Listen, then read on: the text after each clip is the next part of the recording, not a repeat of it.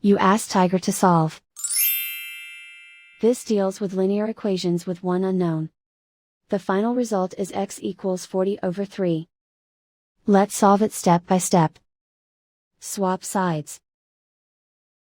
Group all constants on the right side of the equation. Add 6 to both sides.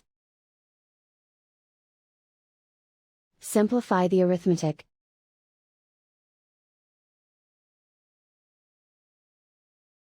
Isolate the x. Multiply both sides by inverse fraction 4/3. Group like terms. Multiply the coefficients. Simplify the fraction. Multiply the fractions. Simplify the arithmetic. And so the final result is x equals 40/3.